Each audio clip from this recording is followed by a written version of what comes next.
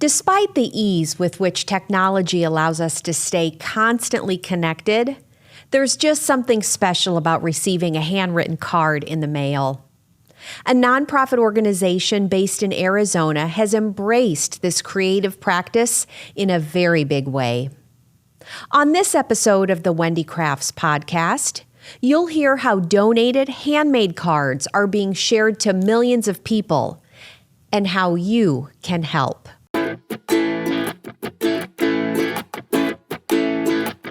Hello and welcome to Wendy Crafts, the podcast where we heal through the creative work of our hearts and hands. I'm Wendy Townley, and for over a decade, crafting has given me resilience, purpose, and even strength.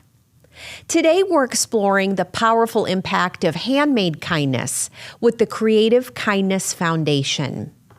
Despite our constant digital connections, there's something truly special about a handwritten card. This Arizona-based nonprofit organization is sharing donated handmade cards with millions. And learn how you can get involved to spread joy through this simple, creative act.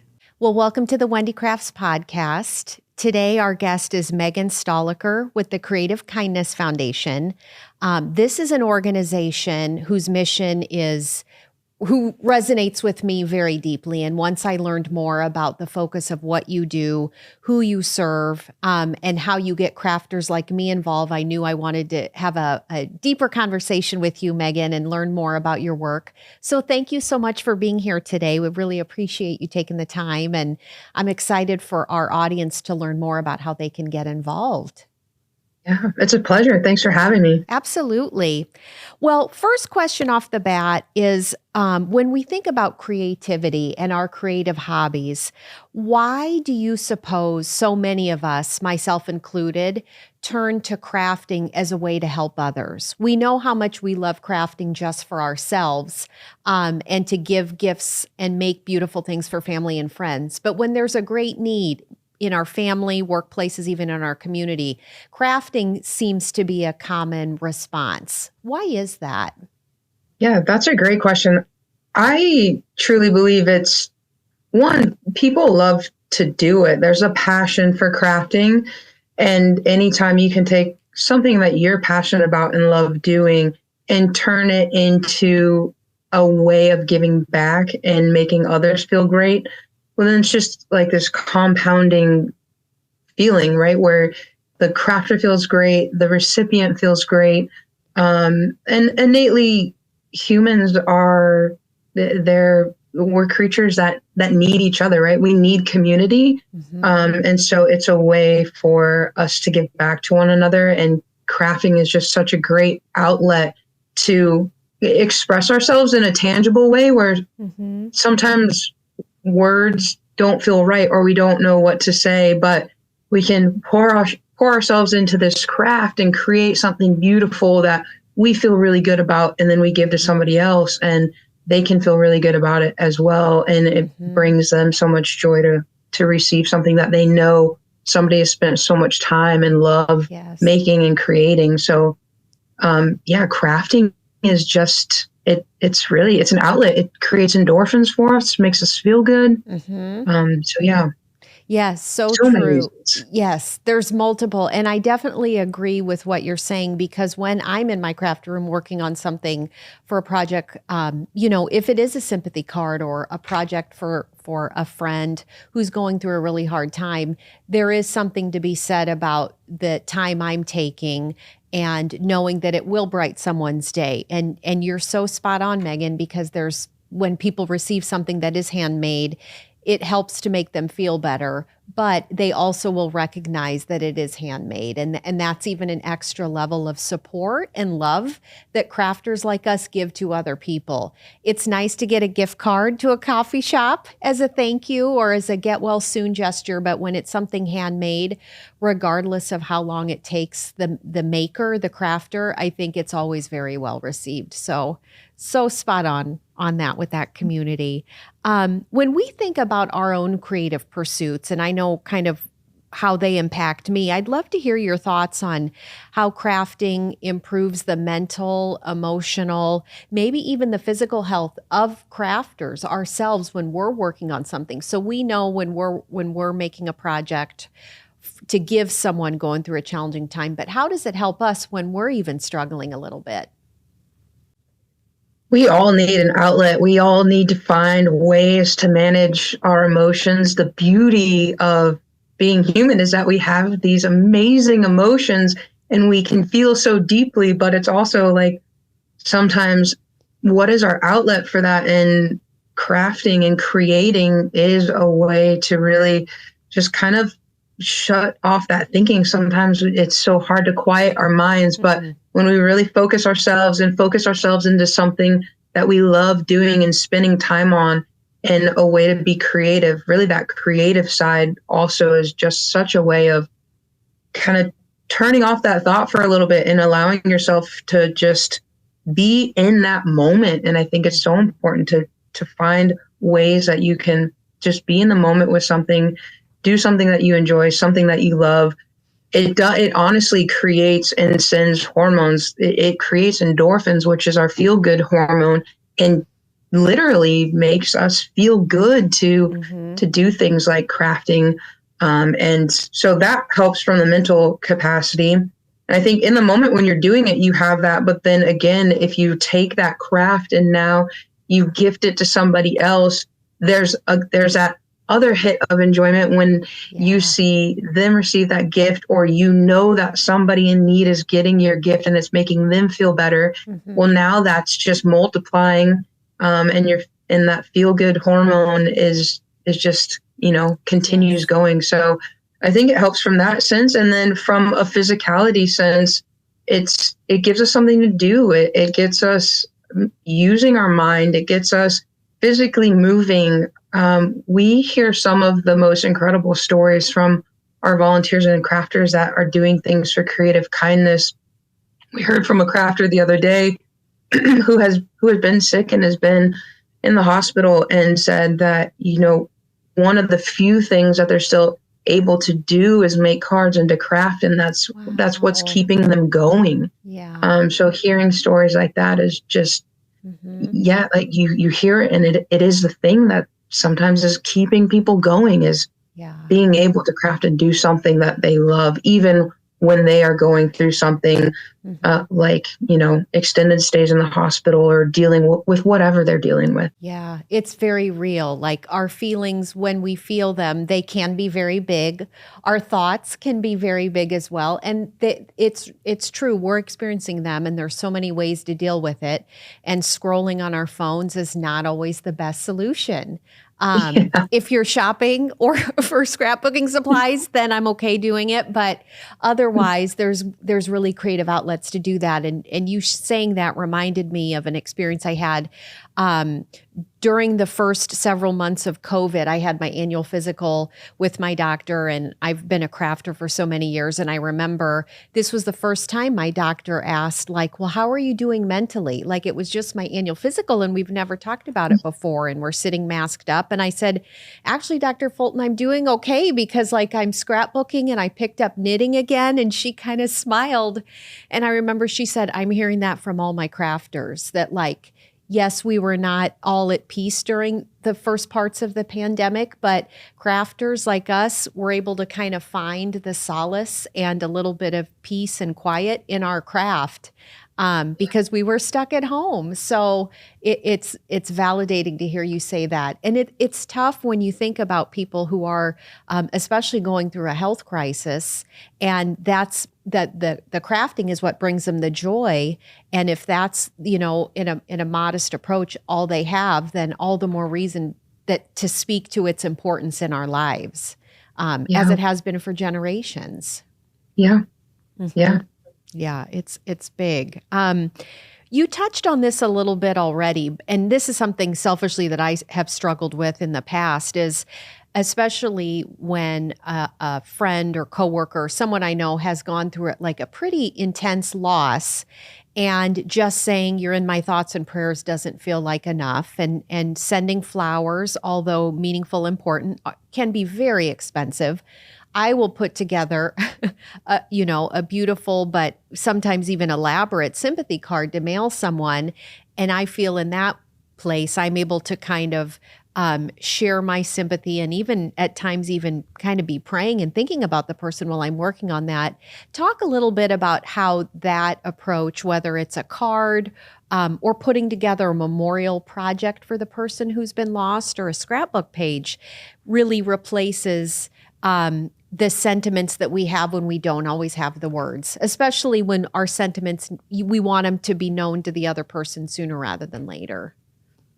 Yeah, that's a great example. And I think just so true for so many of us when someone you love, especially someone close to you, is struggling with whatever it may be, you want to help. But often, you don't know what to say because words don't really feel like enough or like the right thing, or you're afraid to say the wrong thing. That's huge. Yeah, like so many instances where you're just like, your heart is breaking for them and you want them to know that you're there. Yeah.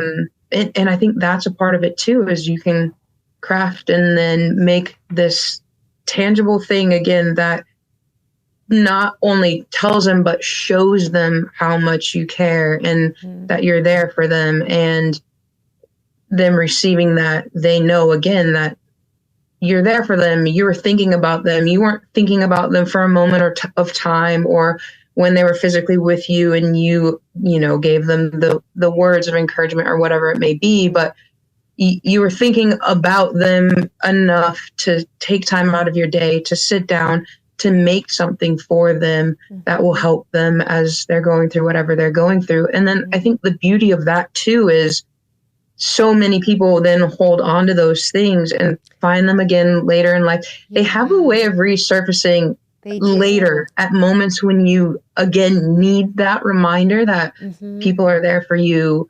You are loved. You're not in this alone. Again, the human spirit needs others, and that feeling of loneliness or that you're going through something by yourself can be so isolating. So when you find yourself in these times, it can be so isolating. So to have somebody craft something and share that with you, now again, it feels like you're not alone. And the power of that is immeasurable, really, in my eyes anyways. And I think you mentioned too, just giving gifts. One of the initiatives that Creative Kindness has is In Loving Memory albums, and it's essentially it's a kit. It's a scrapbooking kit for people to grieve loved ones and to memorialize loved ones. So it's them taking the act of crafting to help through their journey and the difficulty that they're facing. It's their own and give self-care. them that space. Yeah, that self-care. Yeah. So I think it's twofold. It's both to craft for others who are struggling, but then for you yourself, if you're finding yourself struggling or needing a way to cope through something, turning to crafting is a great outlet. And especially if you've never tried it before, I think it's a very safe, accessible, small approach to a form of healing if you've never done it. And I think paper crafting especially is a lot more accessible and easier to start rather than saying, I'm going to go buy a sewing machine and pick up sewing today. It's a lot easier to say, well, I can cut paper, I can glue things together. And this is a perfect segue into talk more about the Creative Kindness Foundation. I'd love for you to tell us more about the origin of the foundation and who you serve, because it's such a great cause. I just love it. Yeah, it's incredible. And again, it's really centered around that concept of, the mission is to help people find happiness and healing through the creation and donation of handmade gifts. So that is the center of everything that we do, is taking that creative side and really utilizing it to do good in the world, to spread kindness. And we just hear so many stories of how that really comes to fruition. And the story of the start of Creative Kindness really came from an initiative. We're located in Gilbert, Arizona, and the city of Gilbert was doing Gilbert Kindness Days, I believe is what they called it, or Gilbert Kindness Week. And they would just put out an ask of, to the community to get involved and help spread kindness. And scrapbook.com, the company that founded Creative Kindness at the time, just heard that. And they started reaching out to local places, starting with really like senior homes and hospitals, to see would they be willing or interested in receiving cards. Was the avenue handmade cards. And through that, there just was an outpour of support and people wanting to get involved. So they started this Cards for Kindness initiative and started just getting a bunch of cards, handmade cards in, and then delivering those. It started local first and delivering those to senior homes and hospitals, places where people often feel pretty lonely and pretty isolated and sometimes forgotten, so giving them these cards to remind them you're not forgotten, you are loved. You're special. These tangible reminders. Yes. Yeah. So it grew from that and just started really getting an encore of cards, and scrapbook.com just created it as an official initiative. And then in 2020, Creative Kindness became its own entity, a 501c3 nonprofit. So it is now its own entity and continuing to spread kindness with Cards for Kindness is still our main initiative and the biggest thing of which we do. And then also those In Loving Memory albums that we spoke about earlier. So all centered around creating a community. We want the people who are receiving the cards, those who are finding themselves in a moment where they could really use some uplift and cheer, being able to give that to them. But we also very much know and lean into the side that it is healing and therapeutic for those who are creating and volunteering and doing the work to provide the cards as well. So it is fully intended to be this whole community, this kind of cyclical and ripple effect of kindness in so many different avenues. We give and we receive as speaking as the crafters. And whether, I think of myself and so many other friends across the country who are crafters, we have projects that we're working on that we want to get done. And we may not always be in the best mindset when we sit down at our desk or our crafting table. But once you kind of get into the rhythm, I know other creatives call it the flow state. You find a very peaceful pace as what you're working on. And so knowing that what we're making is healing us, and then it will eventually heal others. And then when word gets back that the cards were received and loved, it's even better. I would love for you Megan, to talk about how people can submit their handmade cards to you to then distribute around the country. Yeah, I love that question. So I bet you do. Yeah. creativekindness.org is our website. So you go there, everything that you need to know is there. And then we have kind of two avenues to get, really three avenues of which people can get involved. One is the volunteer route. So the volunteer route is creating the cards and then sending those cards in. So if you go to the website, click that volunteer button in the top right, it'll give you all the information you need. But essentially it's create the cards. And then there's an online submission form that you fill out. It gives you a personalized volunteer ID number that's linked to your email. So those two go hand in hand. You pack up your cards, send them in to Creative Kindness with that volunteer ID, and then we're able to track those cards. We sort those cards, and then we send them out to our partner organizations and get those to the people who need them the most. So that's one avenue. The other I kind of just mentioned is our partner organizations. So we also reach out to other organizations who are doing the same thing. They are helping people in need. And we work with them to bring that personal touch to them. So again, working with all different types of organizations, Ronald McDonald House, Operations Gratitude, lots of senior homes, hospitals, organizations that are working with, children in different foster care situations. So lots of places we work with them, and then we get the cards to them. We sort the cards that they come in, and we send them really like, what are the cards that they are able to use and will fit their need and the people that they're working with. So we do outreach to partner organizations. You can also, if you are an organization or you know an organization that you want to nominate. That was my next question. Yeah, absolutely. We have some individuals who just reach out on behalf of organizations, and then that kind of starts the conversation, and then we take the ball from there and get it rolling. So that's the partner organizations. Also, you can find that on the website. And then the other avenue is to donate. And that's where we generate monetary funds because, it takes money to keep the essential operations going and sending cards and putting together the In Loving Memory albums. And yeah, it is an operation. So there are some essential costs to it. So the donating avenue is if you want to participate and help with monetary funds, that's right. And there's a link on our website for that as well. I just so appreciate the fact that you offer so many levels of support for people to get involved because they have, like me, you make cards throughout the year and I don't even know who I'm going to give them to, but knowing I have enough that I can ship some off to you and then could make a, monetary donation every year. There's lots of ways. And as I'm thinking through the process of what the wonderful work is your organization does in a year, you guys are kind of like a post office in some ways. Like we ship our stuff to you, you sort it, and then you ship it off.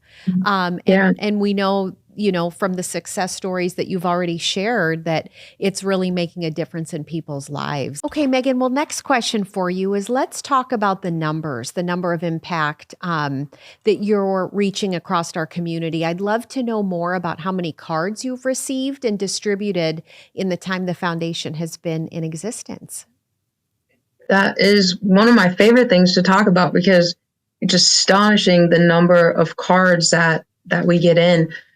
We have sent nearly 2 million cards so far this year, not this year, since we've started. Wow. Nearly 2 million cards, which, is just, I think about it as 2 million individual moments of just uplift and joy, 2 million smiles put on people's faces. But like we have been talking about, really the reach is so much bigger than that because it's the crafter it's an impact for the crafter who's making it. It's an impact for us being able to sort it. It's an impact to those who get to then our partner organizations who get to give it then to the final recipient and then that final recipient. And we've heard stories of them keeping those and framing them. And it's just this ongoing moment of reminder that they're loved and cared for. So it's 2 million by the sheer number, but then the impact that those 2 million cards have had is just exponential. Yeah. And you think about like framing a card from a complete stranger, like that just shows you how much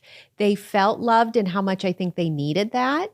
And you also kind of think through the process of opening the card, and especially for adults living in senior care facilities, their community is pretty confined. So I can imagine sharing the cards with others and someone down the hall saying, well, how can I get on the list? So it's such a beautiful way. And I think you're hitting on what we've talked about this entire time is the impact that crafters can have that we may never even know on what we make for friends and for strangers alike. Yeah, I think the impact, it really is like almost immeasurable because it's just this continuing, ongoing thing that just carries on. And I mean, honestly, for some of these cards we get in are genuinely pieces of art. So that is living. And if they're framing it, it's carrying on and it's just making massive impacts. I mean, sometimes for generations. So it's incredible the things that crafters can do and the impact that crafters can have. Well, Megan, thank you so much for joining us today. I am so excited to have learned more and to have our listeners learn more about this initiative. And I just know you're going to get connected with some new card makers and some new, hopefully some new organization recipients as well. But again, the website is creativekindness.org. Yes. To get started. Okay. Well, thank you again. We really appreciate it and wish you continued success. Thank you so much. It was a pleasure. Absolutely. And we'll talk about it. So thanks for letting us. You're welcome. You're very welcome. I'd like to again thank Megan with the Creative Kindness Foundation for joining us, where we learned how their organization spreads joy and positivity through the generous donations of crafters around the world. To begin donating your handmade cards for distribution or to apply to be a partner organization, download the PDF in today's show notes.